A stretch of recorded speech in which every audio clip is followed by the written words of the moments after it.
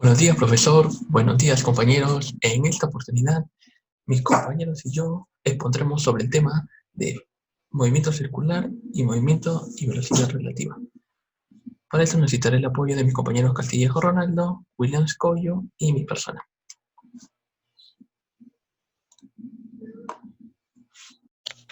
Bueno, mi nombre es Ronaldo Castillejo y en esta parte haremos el movimiento curvilíneo general. El movimiento curvilíneo general ocurre cuando la partícula describe una trayectoria curva. A ver, vamos a ver algunos parámetros de este. Vamos a ver la posición. Considere que una partícula está situada en una curva especial definida por una trayectoria S. La posición nos va a definir el punto donde se encuentra respecto a unas coordenadas.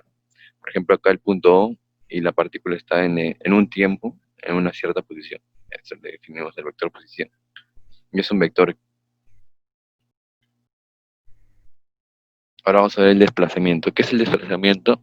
Lo podemos definir como la variación de la posición. O sea, la posición final menos la posición inicial. Recuerda que es una suma vectorial. Ahora vamos a ver la velocidad durante el tiempo, la variación de t, o la velocidad promedio de la partícula. Ya la velocidad promedio de la partícula es igual a la variación de posición, lo habíamos visto, que era el desplazamiento, entre la variación de tiempo. La velocidad instantánea es cuando es en el instante que queremos hallar esa velocidad, porque la velocidad puede variar. Entonces, la variación de posición entre la variación de tiempo, vamos a hallar la velocidad instantánea cuando la variación de tiempo tiende a cero. Entonces, la velocidad te va a ser igual a derivada de posición respecto a la derivada del tiempo. Ahora vamos a ver que también la velocidad se puede hallar como el límite de la variación de recorrido entre la variación del tiempo. Como es un espacio muy chiquito, la trayectoria va a ser la misma que la variación de posición. Bueno, ahora vamos a ver la aceleración promedio. Se calcula como la variación de volumen entre la variación de tiempo. También esta es la velocidad es tangente a la trayectoria y la aceleración tiene la misma dirección.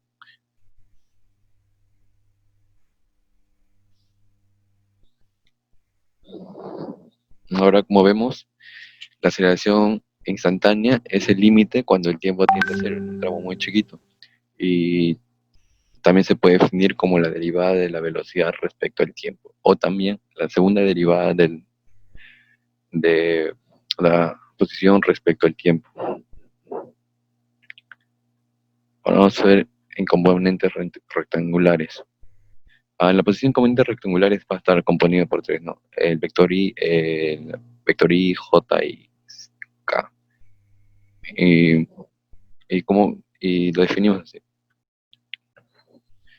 Ahora la magnitud va a ser el componente x al cuadrado, componente y al cuadrado, más componente z al cuadrado. Ahora el vector unitario va a ser el vector posición entre el módulo. Y si queremos hallar la velocidad, derivamos respecto al tiempo el x en y y en z. Acá vemos que la velocidad es tangente a la trayectoria. Ahora, la velocidad, como habíamos dicho, también se puede definir como velocidad en x, la derivada de x, velocidad de y, la derivada en y velocidad en z, la derivada de z. Ahora, la velocidad la definimos, el módulo de velocidad la definimos como bx al cuadrado, by al cuadrado y bz al cuadrado. Y su vector unitario de la velocidad sería el vector entre su módulo. Y de la misma forma la aceleración, ¿no? El AXI va a ser igual a la segunda derivada de el vector posición en X, igual en y lo mismo en Z. Su magnitud, como sabemos, es ax al cuadrado más ay al cuadrado más z al cuadrado. Ahora vamos a ver un ejemplo. Disculpa. Ahora sí, continuamos. A ver, vamos a ver un ejemplo.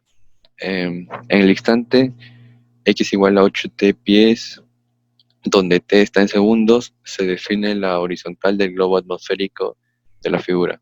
Si la ecuación de la trayectoria es igual a y es igual a x al cuadrado entre 10, determine la magnitud dirección de la velocidad de la dirección cuando t vale 2 segundos. Ya. Primero lo que hacemos, para hallar la magnitud dirección de la velocidad, hallamos velocidad en x. ¿Cómo llamamos esto? Derivada de x respecto al tiempo. Como x está en función del tiempo aquí, derivamos y nos da 8 pies por segundo. Ahora, para hallar la velocidad de y es igual a la derivada de y respecto al tiempo. Pero como vemos, y está expresado en función de x.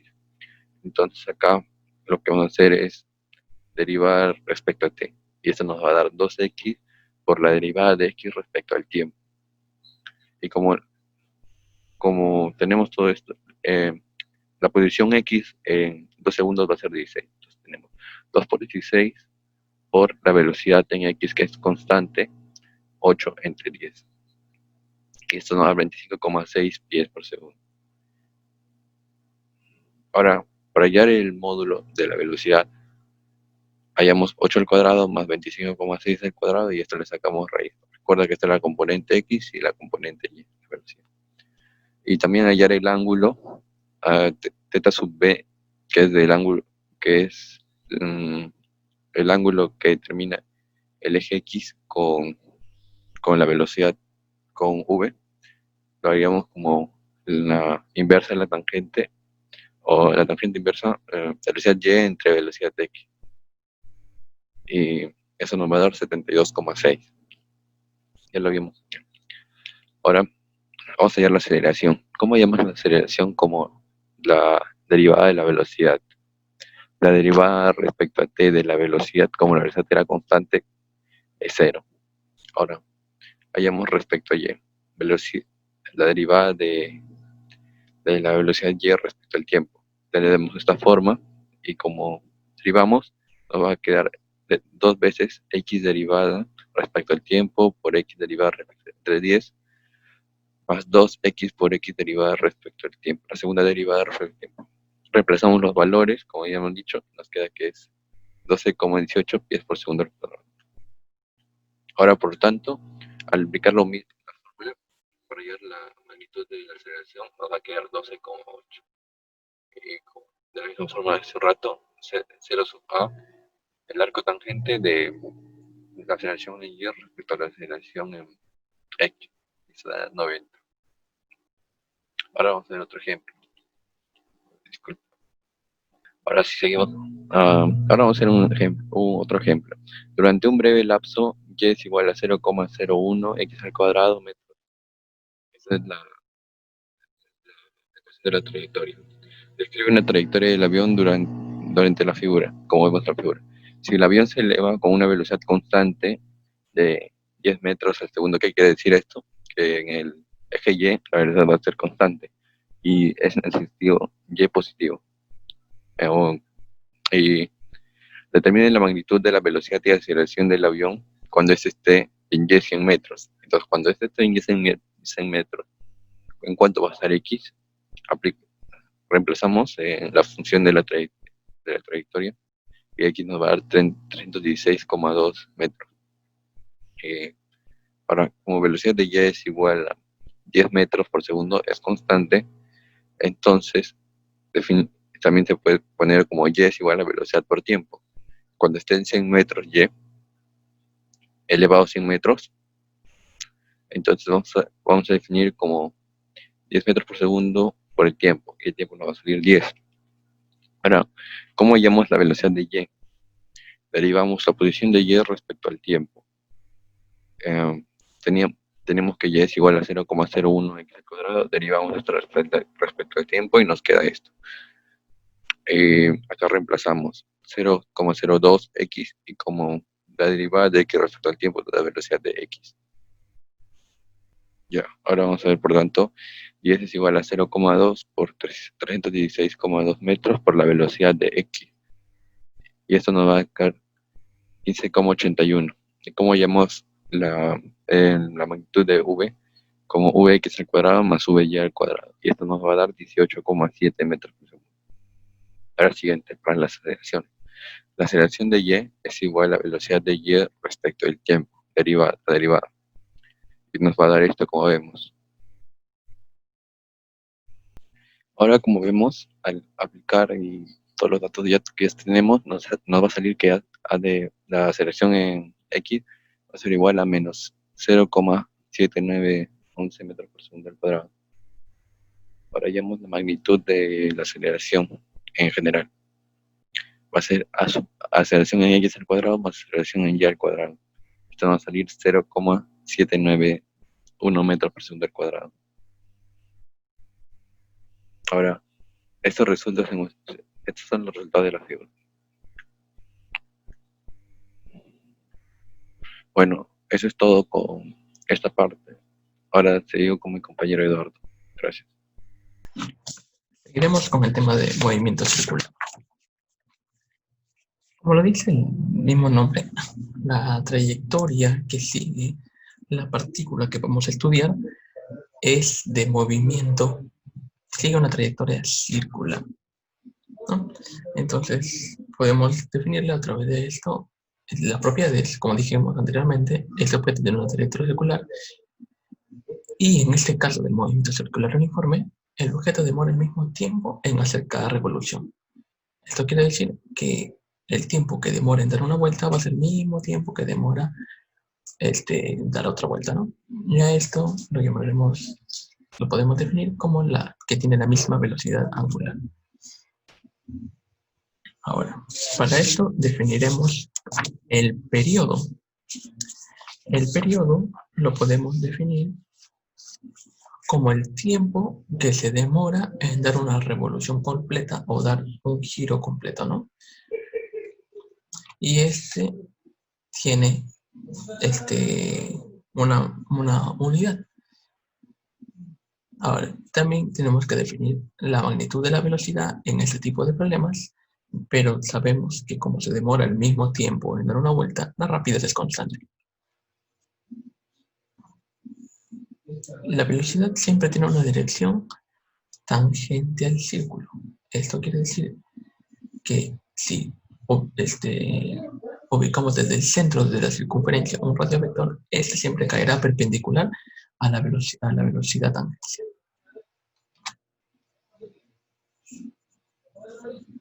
La rapidez de un objeto rotado en un círculo de radio L con periodo t lo podemos definir, ¿no?, como la distancia que debe tener la circunferencia, que como lo aprendimos en geometría es 2pi por r, que sería la longitud de toda esa circunferencia, entre el periodo, que sería el tiempo que demora dar una revolución o una vuelta. Y la velocidad angular lo podemos definir de la forma 2pi sobre el periodo, que aquí estamos trabajando con ángulos.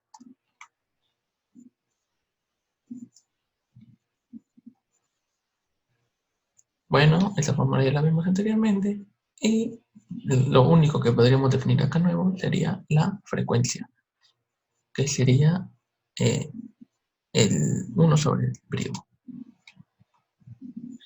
Las unidades de la frecuencia es revoluciones por tiempo, que sería 1 sobre el segundo, ¿no?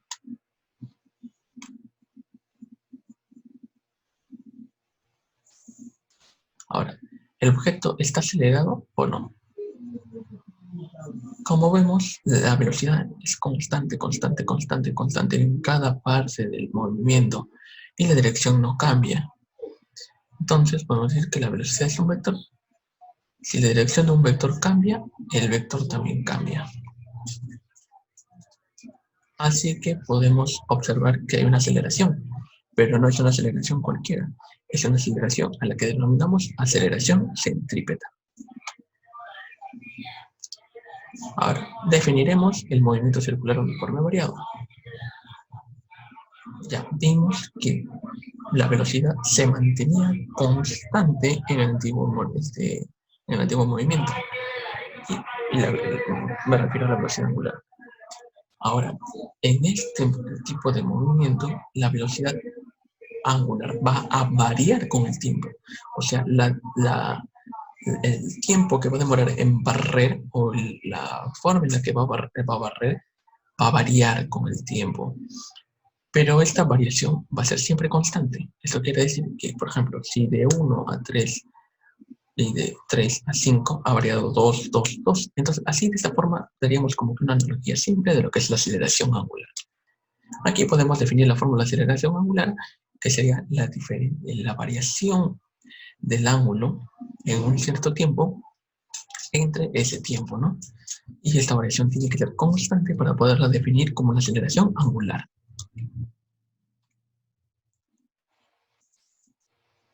Y aquí podemos ver distintas fórmulas, ¿no?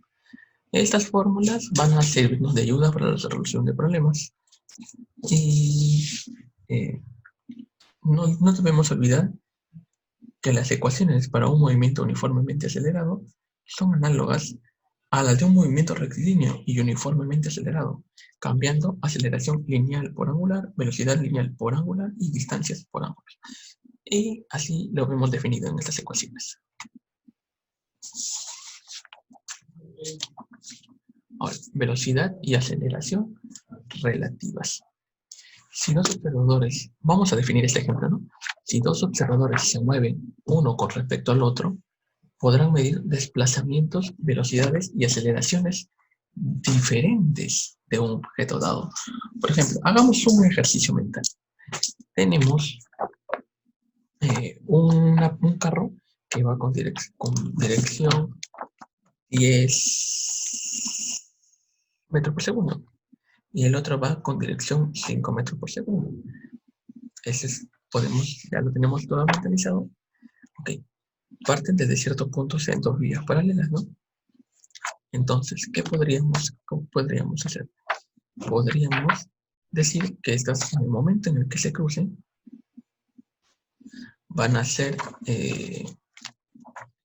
vamos a colgar sus velocidades y sus diferencias de velocidades relativamente del respecto al otro, ¿no? Le dejo ese ejercicio mental para ustedes. Aquí, por ejemplo, tenemos, es que usualmente, ¿y por qué parte este problema de la velocidad y aceleración relativas? Porque usualmente, hasta ahorita, nosotros hemos estado acostumbrando a fijar nuestro movimiento a partir de un punto fijo, usualmente en tierra. Pero esto no siempre es así, ya que la Tierra está cambiando, está rotando respecto a otro cuerpo. Ahora, entonces, ¿qué tenemos que hacer? Por ejemplo, si tenemos, como vemos en el ejemplo, una persona en el vehículo, para la persona que está estática en la Tierra, esa pelotita agarraría y se movería en una forma casi parabólica, ¿no? Pero sin embargo, la persona que está con una posición relativa no ve esto, él solo ve que la pelota sube y baja. Ahora, velocidad y aceleración relativas.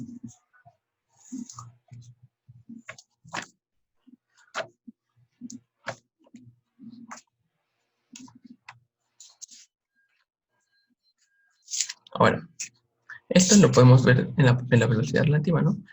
Ahora, ¿cómo podríamos definir también la aceleración relativa? Bueno, la aceleración relativa, los vectores R y R se relacionan entre sí por la siguiente fórmula.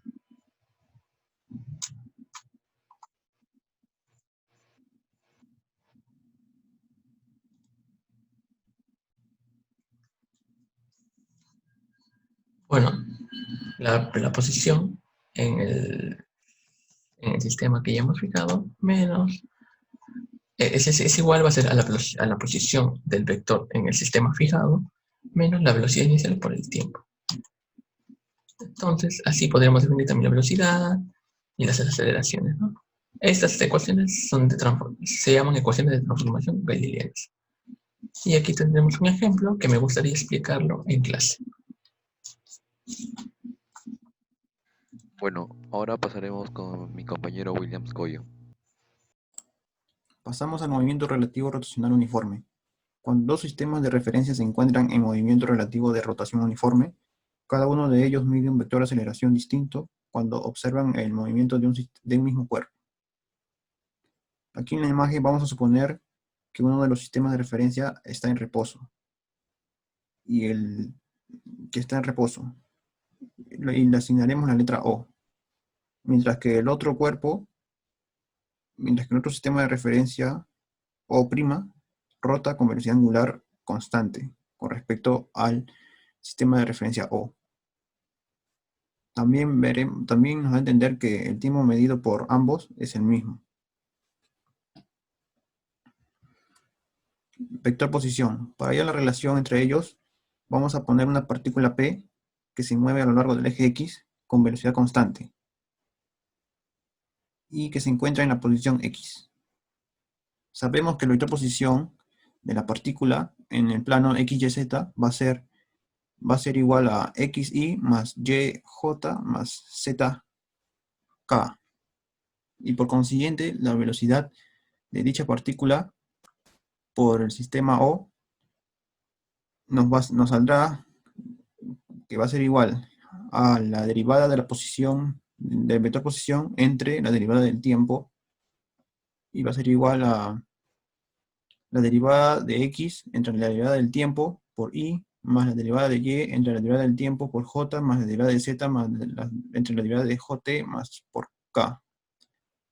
Y similarmente al mismo proceso lo hallaremos para el sistema O', dándonos como resultado que su vector posición va a ser igual a x' por y' más y' por j' más z' por k'. Vector velocidad. A la velocidad de A medida por O sub 0, O' con respecto a su propio sistema de referencia x', y', z', va a ser la siguiente ecuación. Vector velocidad prima va a ser igual a la derivada de x' entre la derivada del tiempo por y' más la derivada de y' entre su derivada del tiempo por j' más dz' entre la derivada del tiempo por la k'. Los vectores unitarios que se nos dan no tienen dirección constante, de modo que al calcular su derivada con respecto al tiempo nos debe salir dicha fórmula, y al final nos debe de salir que la velocidad va a ser igual a la velocidad prima más la rapidez angular, producto vectorial, vector posición. Al hacer esto, hay que tener en cuenta que los vectores unitarios asociados a O' giran con velocidad angular con respecto a O, por lo que no es constante. Vector aceleración. Para obtener la relación entre las aceleraciones, procedemos de una manera similar a como procedimos ante hallar el vector velocidad. Primero hallamos el vector aceleración del sistema de referencia O con respecto al plano X, Y, Z, que nos va a salir que el vector de aceleración va a ser igual a la derivada de la velocidad entre la derivada del tiempo. Y este va a ser igual a la derivada de velocidad de x entre la derivada del tiempo y por y, más la derivada de velocidad de y entre la derivada del tiempo por j, más la derivada de z entre la derivada del tiempo por k. Lo mismo sucederá para el sistema de referencia O', con respecto a su plano x', y', z'. Y al obtener dichas expresiones, las sumamos para luego sacarles la derivada y finalmente nos dé la fórmula que buscamos, que sería la aceleración va a ser igual a la aceleración prima más 2 veces la velocidad, la rapidez angular, producto vectorial, la velocidad prima más la rapidez angular, producto vectorial de la rapidez angular, producto vectorial, el vector posición. Y el segundo término que nos sale de esta ecuación, que sería 2 veces la rapidez angular, producto vectorial, velocidad, va a ser igual, es el efecto en la aceleración de Coriolis. Y el tercer término que se nos da, que es la rapidez angular, producto vectorial, la rapidez angular, producto vectorial, el vector posición, va a ser la aceleración centrífuga.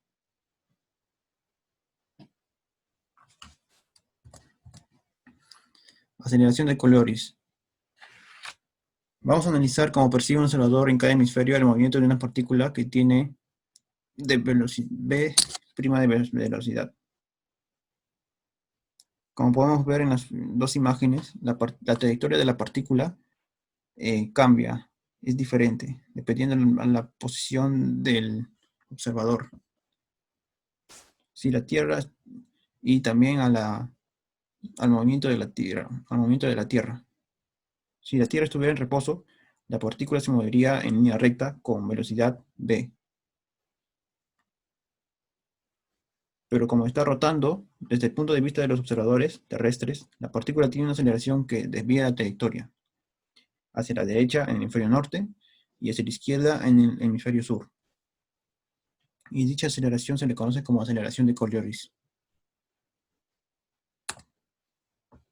Acá tenemos la fórmula, la ecuación de la aceleración de Coriolis, que es igual a menos 2 veces la rapidez angular, producto vectorial, la velocidad de la partícula. Acá se nos da que en la figura se muestra que la aceleración de Coriolis va a ser siempre perpendicular a la velocidad de la partícula. A la derecha se muestra que el producto vectorial en el espacio, en la derecha se muestra que el producto vectorial en el espacio va a ser perpendicular también a la aceleración. Y a la derecha se nos muestra la representación vectorial del plano. Y también es importante recalcar que no existe un agente externo que produzca tal desviación, o sea, tal aceleración, y que en consecuencia únicamente el movimiento del observador va a ser que ocasione dicho fenómeno. Gracias.